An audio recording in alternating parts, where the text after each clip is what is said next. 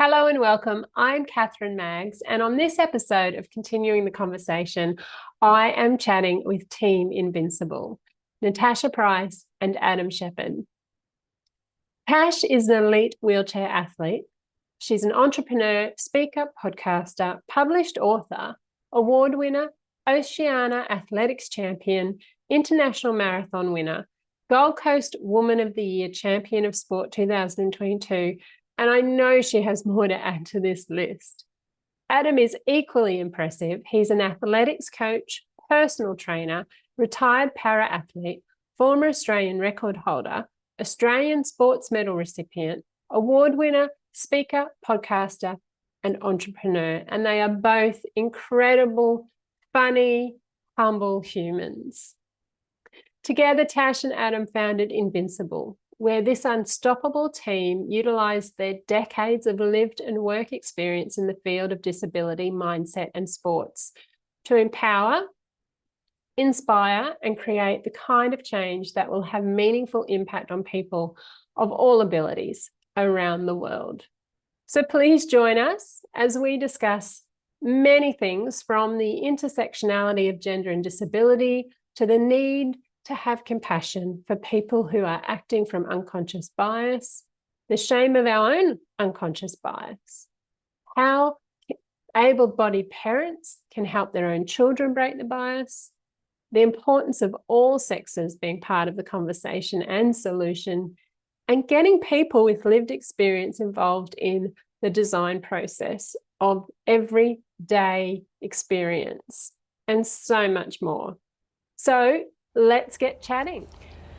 So welcome, Tash and Adam, to Continuing the Conversation. I am so incredibly grateful to have you guys here today to talk about all things breaking the bias. Thank you. We're very excited to be here. Absolutely. Very, very excited to be here. Amazing. So I guess the first question, we're talking about break the bias. So the first question is, a lot of connotation can come with that word. A lot of people shut down when they hear it. A lot of people are very open to conversation. What do you guys think, feel, experience when you hear that word in conversation? Well, go on, you take this one. Probably for us, and I think you probably feel pretty similar to how I do, a lot of what we get is unconscious bias, being people with disabilities. It's bias that people don't necessarily know they're exhibiting or showing, but there. And so that's probably what we face on a day-to-day, more so than anything else. Yeah, absolutely. With unconscious bias, it's not something that's forefront of people's minds. It's something they often don't realize they have, and they've had their entire lives, but sadly affects their actions. So they're not meaning to go out and act a certain way, however they do, and it affects the way they react in certain situations. So it's probably the hardest thing to tackle, because when somebody isn't even aware that they have a certain bias, it's very, very difficult to say to them, well, guys, in fact, you act this way because you have that unconscious bias. And whether that's to do with race or gender or ability or any other thing, conscious bias exists in all of us. So like when I think about bias, that is always the first thing I think about. It's not something that you should hold a grudge against people for, because that's not the solution, but it's certainly something that needs tackling head on. And with unconscious bias too, it's sort of a two-pronged situation, because number one, you're obviously dealing with people that don't know that they've got an unconscious bias there, and they're meaning well and whatnot. So it's getting people to understand that there is an unconscious bias there, and the second part of that is changing their thoughts and feelings around that bias. Yeah, absolutely. Yeah, I totally agree. You can't penalize someone for something they're not aware of. Exactly. That's it. Yeah. Exactly. And I guess that's a huge part of what we do. We are trying to, I guess, bring visibility to those issues and help people to understand that it's not something to be ashamed of. We all have bias. We all have unconscious biases as a result of the environments we've been brought up in, as a result of, the things that have happened to us in life, media. It all perpetuates the myths of bias in some way, in some shape, in some form. But you have to do something about it. You have to be aware of those things in order to tackle them and change the way you react in certain situations. Yes. Yeah, that's right. And look, I'm going to go completely off script a little bit here, but as a parent and a new grandparent, what can we do better with raising our children to help them become more aware and more accepting and more inclusive? This is a question that Adam loves answering, so I'll leave this one to you. I've got a five, and one of my absolute favorite things in the world is when we're out and kids, will come past us, young kids will come up past us and say, look, there's a man in a wheelchair, or look, there's a man who's got no legs, or, look at that lady in a wheelchair. And, go up and start conversations with these kids because, I want my son Fletcher and other kids growing up in a world where it's okay to be curious, and the kids are, particularly a 5-year-old, 3, 4, 5-year-olds, they're curious by nature. So stifling that by going, oh no, don't talk to that person, or don't be rude, or whatever. Or stopping them because you think that it will upset them, and that in itself is an unconscious bias, because it's that automatic assumption that somebody in a wheelchair with a mobility device with some form of disability is going to be saddened by their situation. And yes, some people are, but that isn't. It generally isn't the case. We've had plenty of time to deal with if there is any trauma. There isn't always trauma. So, don't be afraid to allow your children to ask questions, because kids need to learn. They need to ask questions in order to learn. Humans learn by asking questions. So don't be embarrassed because your child has gone, oh my God, look at the person in the wheelchair. It actually makes us smile. We want a world where it's people seeing people with disabilities is not a big thing, and it's just there goes a person in a wheelchair or whatever. It's it's not a big deal. So if we do that by teaching young kids that it's okay to go up and speak to people and learn about their situation and or their why they've got no legs, or why they're in a wheelchair, or why they use a guide dog, all those sorts of things. That is absolutely the most paramount thing people can do. Of course. And I think the most important thing that you can do as an able-bodied person, as an able-bodied parent, is to allow your kids to ask those questions and to have those curiosities, but also to teach them to ask appropriate questions. Unfortunately, as disabilities, we often get questions about things that aren't appropriate, such as, how do you go to the toilet? How do you have sex? That kind of things. And if you wouldn't ask an able-bodied person that, do not ask a wheelchair user or a person with a disability that. And I'm not saying that those are the kind of things that young kids would ask, but they're certainly the kind of things that teenagers may ask. Because for them it's it's having a laugh and exactly. with their mates and whatever, and look what I just asked that guy. And, so teaching your kids to ask questions because they're curious, but the difference between curiosity and something that's inappropriate. And I think that's probably more fitting for adults, because it's generally the adults that ask the most inappropriate questions, funnily enough, that have a little bit of verbal diarrhea, and it's often because they're uncomfortable and don't know what else to say. But I guess engage your brain and think about what you're saying. You wouldn't say it to an able-bodied person. Don't say it to a person with a disability. And that's a really great point. If you're not going to ask someone who's able-bodied, then why would you ask that question to anybody else? I love that. That is a really, really great question.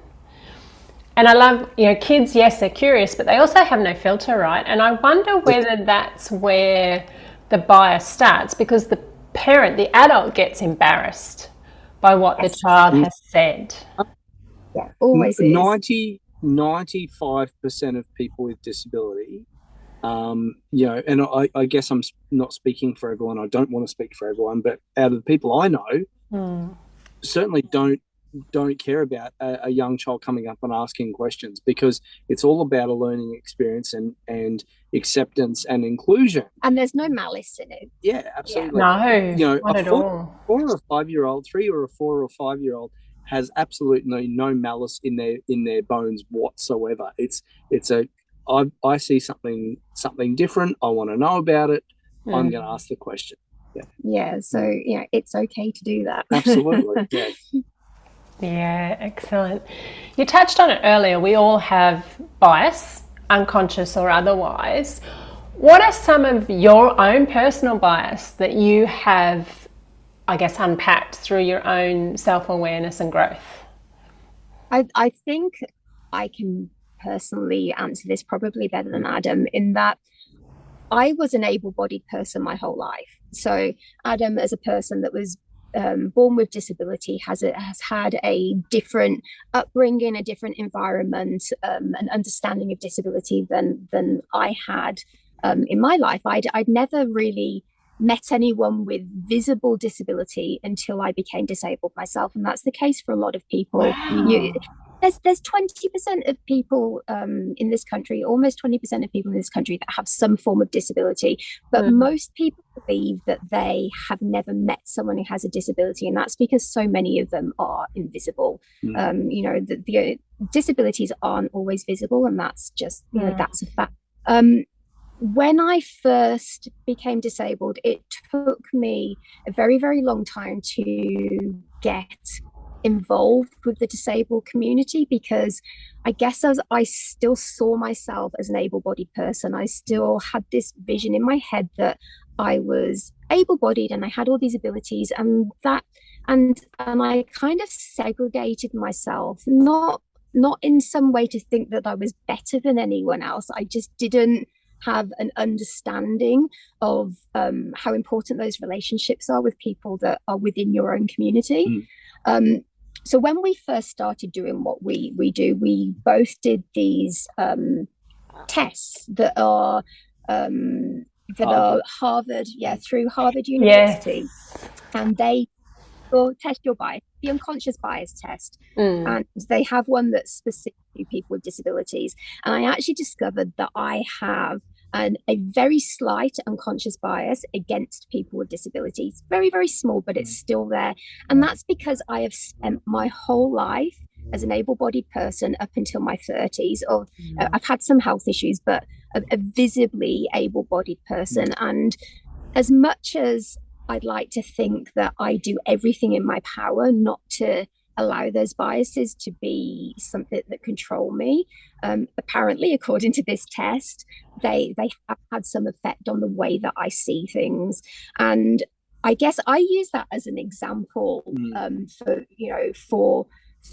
people when we do our workshops, when we do our diversity and inclusion workshops, and say, guys, and unconscious bias, it's not something to be ashamed of. As a person with a disability that advocates for people with disability, I still have those slight biases myself, and I do what I do to try and change that in myself, but change it in other people too.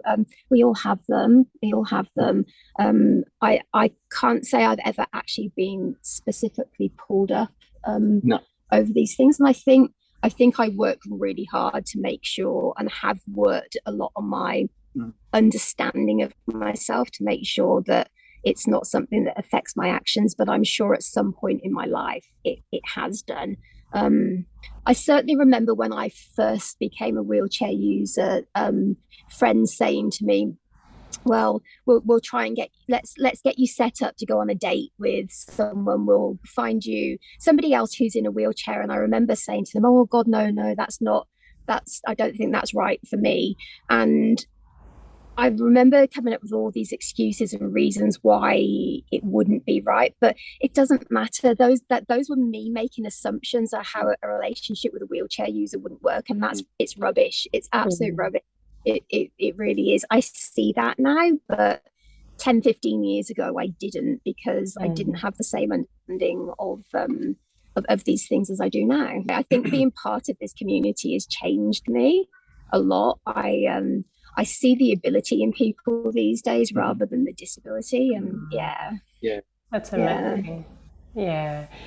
And I think too, you know, I think that's why not just these conversations, but whether it's the Harvard surveys or these conversations, whatever it might be, it's so important for us to increase our awareness around what they are and not beat ourselves with a stick because we have them, but be more educated so we can start to be more conscious about what we say, what the decisions we make, and the choices that we make as well. What people sometimes, you know, when they discover they've got these unconscious biases, when they actually discover it, as you say, they sort of beat themselves up about it. But, you know, if you're, you know, take myself as an example, a 40-year-old male, you know, I've had 40 years of experiences of, you know, the people I grew up with, my friends, my family, you know, my mum and dad, you know, the people who were nearest and dearest to me, and the experiences I've had over 40 years of life that shape how I see the world, and the lens I see the world through. And that's exactly what these unconscious biases is. You've been shaped to see disability not really as a thing, just as part of life. And when you're not in that community, when you're not affected by disability, it's very, very easy to not really understand. And that's where we need to have this crossover and this understanding, this knowledge. And things are changing, things are getting better, but there's still go. And that's the case in any kind of minority group, any kind of bias. That's when we talk about disability, we're talking about bias in general. Yeah, definitely. Not to exclude you, Adam, but I have a question for Tash. Yeah. You know, being a woman and having a disability, you have an intersection that others don't when it comes to bias. How have you seen that play out in your life, whether it's in your career, whether it's in relationships, friendships? I think that the biggest place I've seen it play out has been more in day-to-day in business than anything. It's really strange. I've actually, when it comes to gender bias, it's not something I particularly noticed until I became disabled. I've been very, very lucky. I have very strong women in my life. I have had a lot of opportunity, and I'm also a very strong person myself, and I'm not afraid to stand up for what I feel is right. However, since becoming a wheelchair user, there's been a few very, very strange things that have happened. So Adam and I we're together like 24/7. We may as well be married the amount of time we'll go out, whether it's meetings or even just stores and stuff, and people will always direct the conversation towards Adam. Now, the funnier thing about that is that when Adam is out with his wife, who's able-bodied, everybody directs the conversation towards Adam's wife. So you found that a little bit strange yourself, that everybody talks to you and not me. Yeah, absolutely. It's very, very different, because as I say, there's quite often we'll go out and take going out for dinner as an example. They'll look at my wife and go, oh, what would he like to have for dinner? And it's like and I'm like, I have a voice, I can speak. And then we're out together, both as people with disabilities, and 9 times out of 10 they address Adam rather than me. If it's if we're in a store, if we're in a shop, if we go somewhere like Bunnings, for example, and I'm sure plenty of females find this, they will the male in the party will be addressed and not the female. And it's something in business, we'll often be at meetings and they will talk to Adam over me and address Adam and question Adam, and I'll be like, hey, I'm here and this is my business too, please take notice. And I'm not afraid to kind of put myself out there and put myself forefront in the conversation when that happens. you have to be. But yeah, it's definitely a strange dynamic having both the disability and being female. Yeah. Sorry, I was just going to say I very much enjoy when I get asked things and I say, oh, you'll have to I'll have to have a chat with a conversation with the boss about that, meeting Tash. And they'll go, oh, okay then, yeah. Yeah. There's a lot of assumption that Adam is the one that started the business. Adam is the one that pushes things. But whilst we're an equal partnership, the business was mine from the start, and I get very frustrated that people make those assumptions. I mean, that's life, that's what happens. But I guess we are all about collaboration. We're all about gender collaboration. I think it is the most important way to beat any kind of bias. Both sexes need to be part of the conversation. Both sexes need to be working equally together. There needs to be equity. But it can be very hard to fight that sometimes. Yeah. I often say feminism isn't a gender issue. Like, men and women need to be on that journey together. But isn't that fascinating how you both experience those different, and sometimes you just want to sit there and unpack it, don't you? Yeah.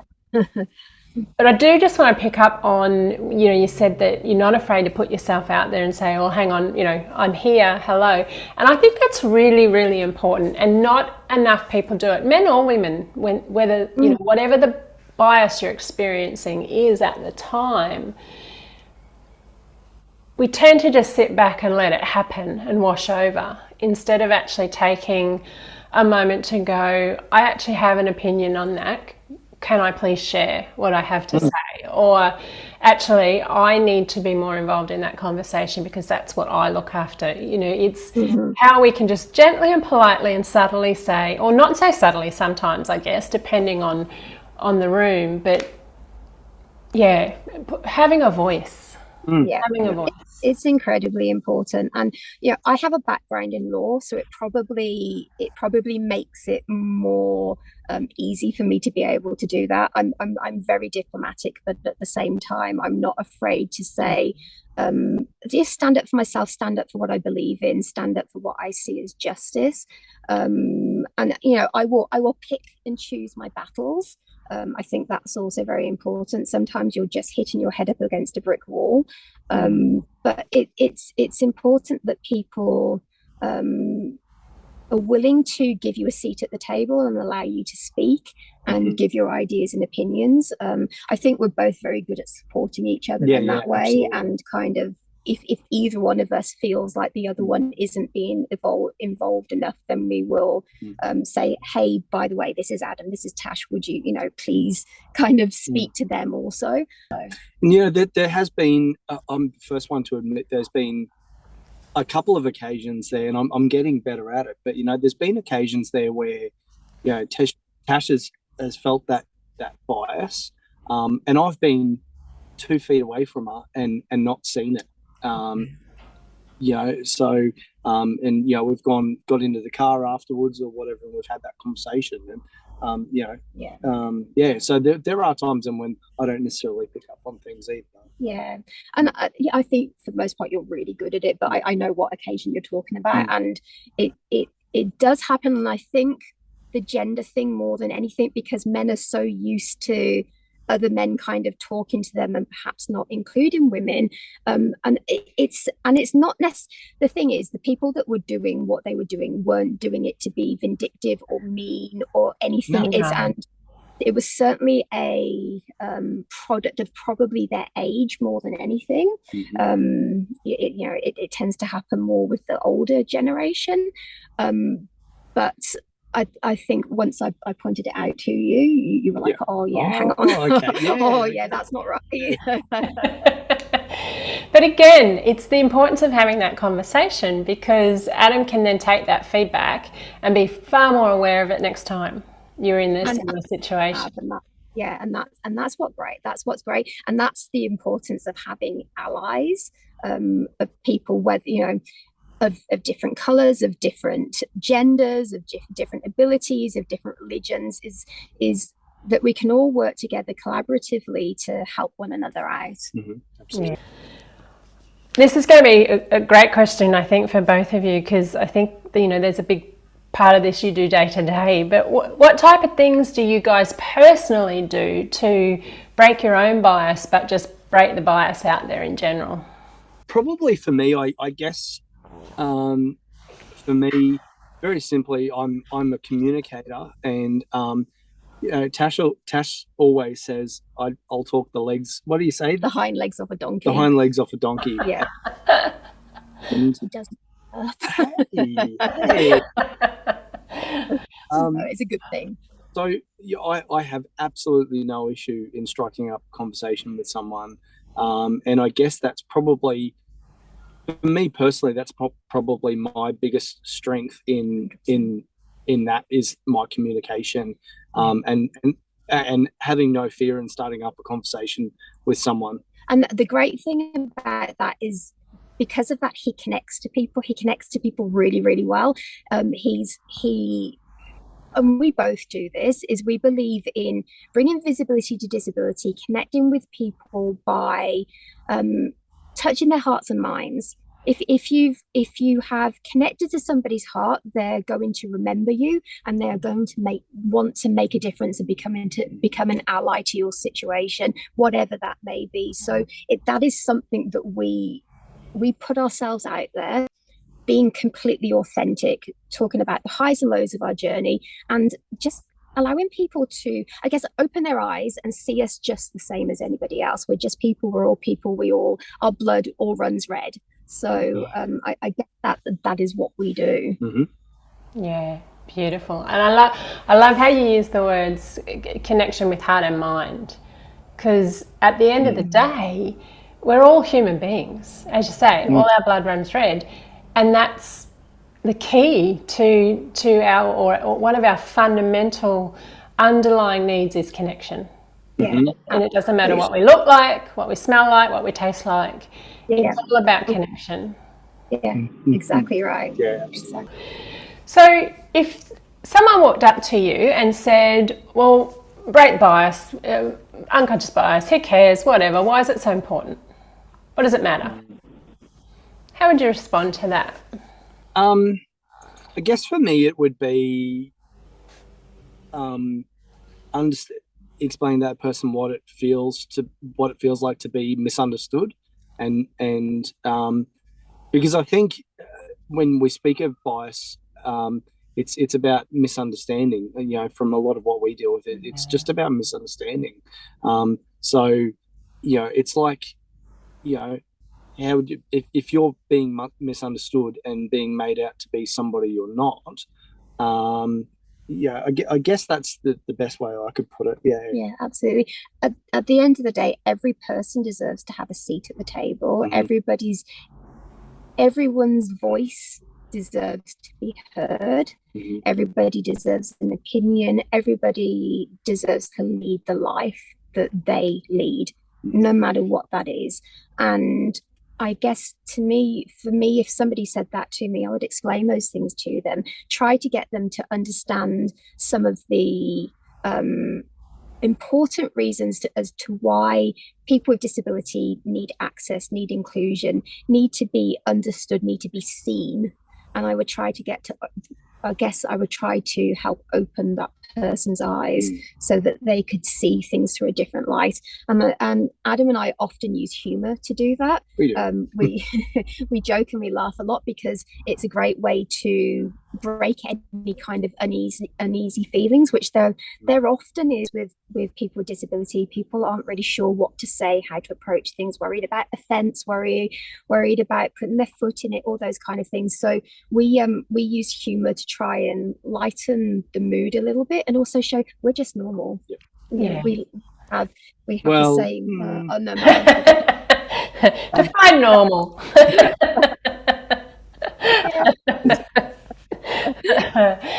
Do you ever find that there's misunderstanding? For sure, 100%. There's a lot of just I'm not familiar with this and I'm just not really sure. But do you think there's an element of fear with some people as well, like fear of the unknown, fear of its unfamiliarity?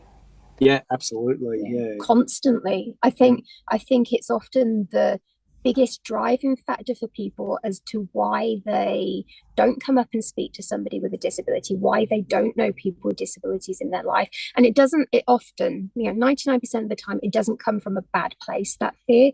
It comes from the fact that they've never really interacted with people with disability, and they have these assumptions of the, sadness or tragedy or adversity, all those negative words, all those negative connotations that we have around disability that we have, and that shape those unconscious biases, and it does breed fear. And I think often there's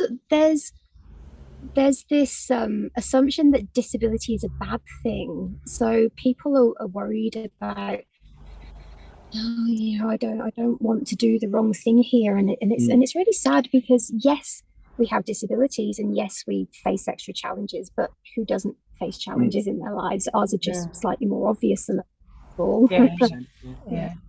That's interesting.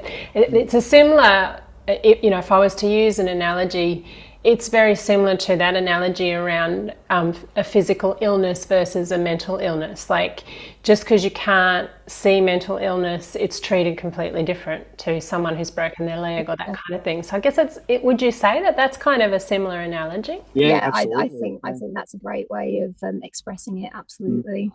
Yeah.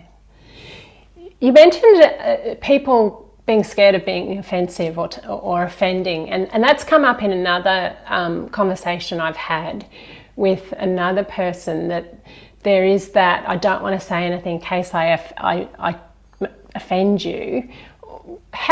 What would you say to people who have that, I guess, hesitancy? Talk to us like humans. Talk to us like you would speak to any other able-bodied person, and then say to yourself, would I ask this thing or say this thing to somebody who didn't have a disability? If you wouldn't, don't say it. It's as easy as that.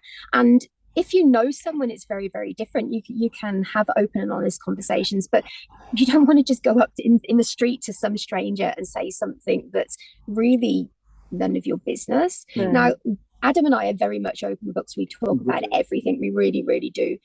But there is a lot of people that aren't comfortable in that way, just as there are in the able-bodied community. Yeah. There's a very, very big difference between genuine curiosity and questions and wanting to understand and know more versus, a question that is just loaded with malice and, and very invasive. And we also say that about humor. Adam and I really have a very un-PC humor, which to us is fine. But there's a huge difference between somebody name calling and believing that it's funny, using that level of humor in an offensive way, to what there is just making light of a situation, and those nuances need to be understood and just need to be kind of respected when speaking to or joking about a situation. And look, and you can hear it in the tone, you can hear it in the question, what the intent is. So it's, often it's very easy to pick up on. And I'm sure anyone who's in any kind of minority group will have experienced that same thing themselves. It would be very, very different. Somebody, I'm going to use this, I guess, in a slightly controversial way, but using the word nigger, for example, that is not an okay word to use, and it would be very, very, very wrong for somebody just in the street to look at a Black person and call them that. However, when they're using that language in themselves and using it as part of humor in their own life, that's okay to do that, because they're making that choice, they're making that decision, and it's exactly the same with us. It's funny, in fact, the number of people that you have as a person with a disability, and this talks to unconscious bias as well, that say, oh, sorry, I'm not comfortable with disability. I like to use superheroes, superpower, or special abilities, or just all that kind of stuff. And it's like, no, it's disability. That's what it is. We're okay with that word. We're not ashamed of it. It's okay to be disabled. It is what it is. It is what it is. Don't see it as a bad word. It isn't. No, when you do something like that, when you try to change it from what it is to something that's, I don't know, more acceptable, you're making it not okay. Yeah, exactly. Changing the vernacular around it, and it kind of takes the ability for us to feel empowered by who we are and what we identify as. We're not people with superheroes. We're not people with superpowers. We're just people. We're just people. It blows my mind the number of times that happens, and it is people with good intentions. They're all very well intentioned, and there's no malice behind it, but it makes matters worse. It is funny the amount of people that pull us up. Pull us up. It's two people who, between us have pretty much close to 60 years of lived experience with disability, that we're not using the right terminology and, it happens more often than we care to imagine. But how would you prefer to describe me as a person with a disability? Don't worry about how I feel. Isn't that interesting? And that's a reflection of them, right? And what they're comfortable with, as opposed to what you're comfortable with. That's interesting. So they believe in what they're doing, they're advocating, but what they're actually doing is the exact opposite. And but that it's not something that's meant in a bad way, but it takes away our ability to address things as we see appropriate. It's a shame, really. It is, and although there's no malice there, I think if they looked harder or inside, that's just an unconscious bias. They're trying to soften it to make it nicer and sound nicer and appear nicer, so it's something that they can accept. It's more palatable to to them and to the people around them. Yeah, for sure. Yeah. All right.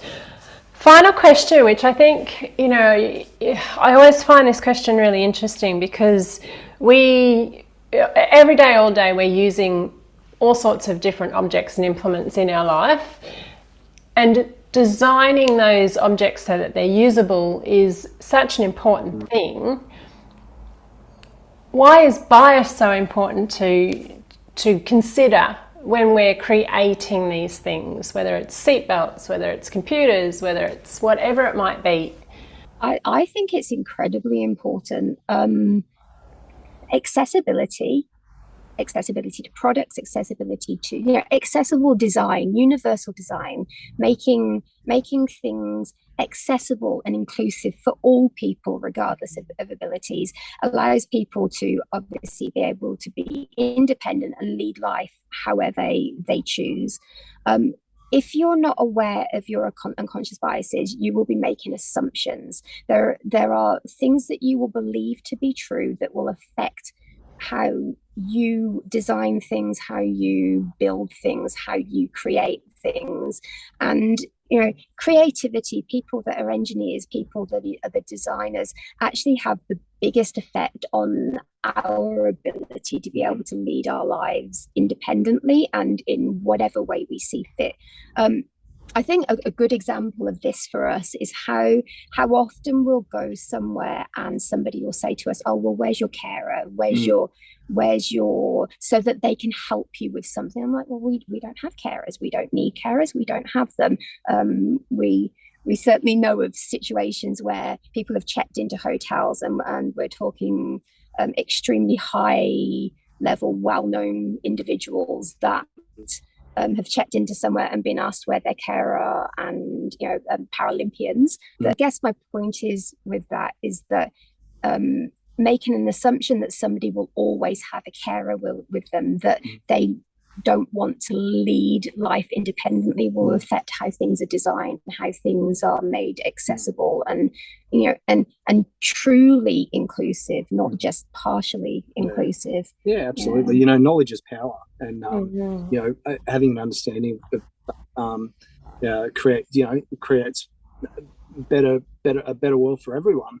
Absolutely. How do we crack that nut? How do we get into the design process, though, eliminate those assumptions so that we are creating universal? Consulting people with disabilities.